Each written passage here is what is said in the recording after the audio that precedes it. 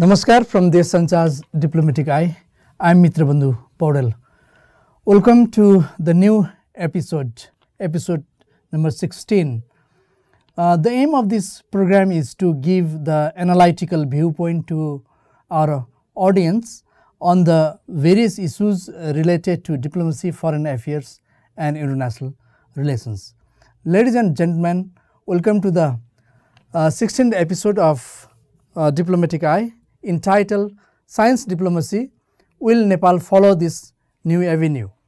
Science diplomacy, at least in academia, is relatively a new umbrella term covering broad categories in the rapidly developing domains of international relations and global policy making.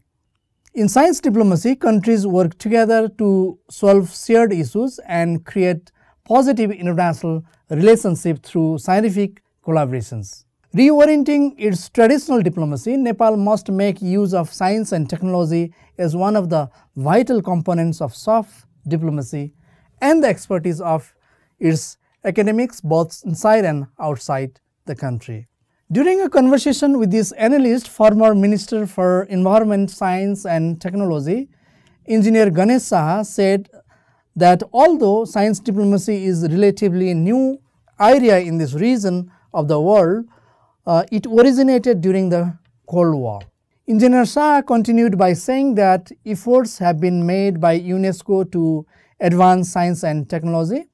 The US and the USSR cooperated on space technologies even though they were opposing nations. In an article entitled Science Diplomacy, an overview in the global and national context, authors Sunil Babu Shrestha, Lakshmi Kumar Parajuli and Marina Vaidya Shrestha revealed that Nepal has a strong science diplomacy presence with notable facilities like Pyramid International Laboratory and Nepali Sat-1 nanosatellite.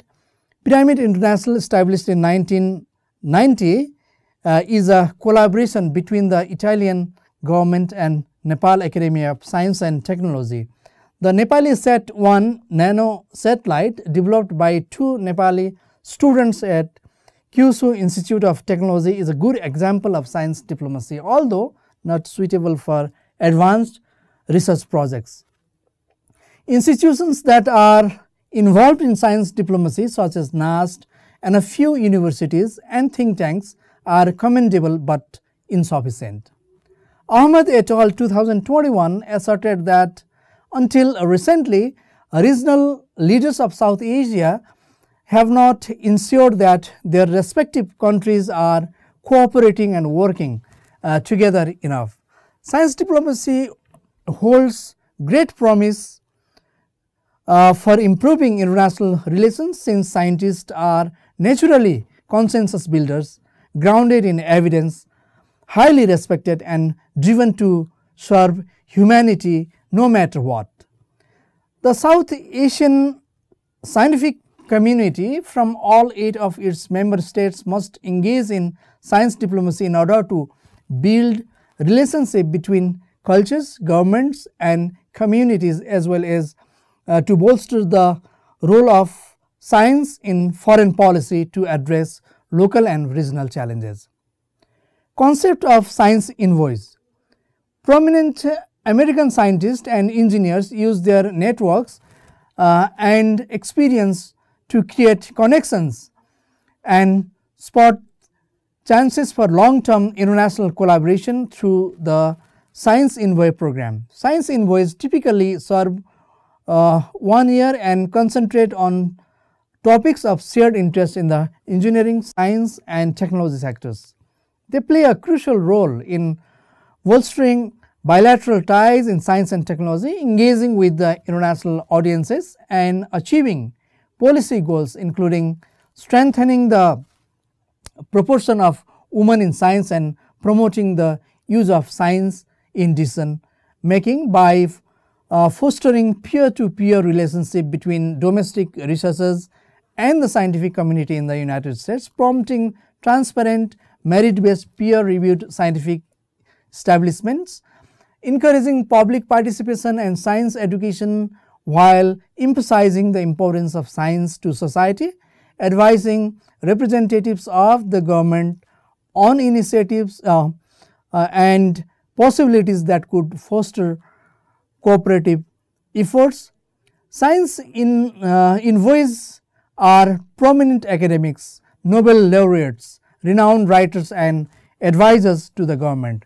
Their specialties including engineering, chemistry, physics, agronomy, medicine and evolutionary biology.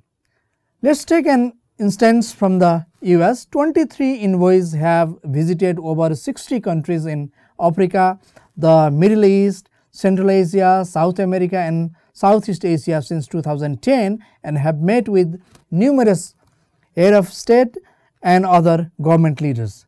Science envoys engage with scientists from both government and non-government organizations, organize conferences on subjects related to science, technology and innovation at the nexus of foreign policy and science, including ocean science, emerging technologies, wildlife conservation and so forth.